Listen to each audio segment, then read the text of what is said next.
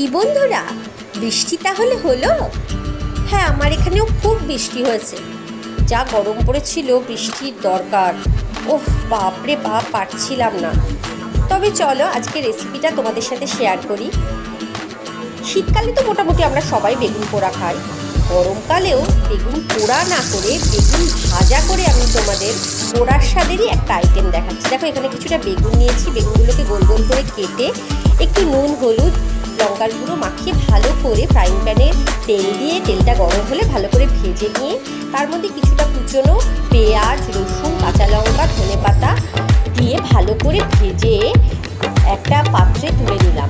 তুলে নেওয়ার পর এই দুটোকে একসঙ্গে ভালো করে হাতের সাহায্যে মেখে এতে কিছুটা ধনেপাতা অ্যাড করে দিলাম।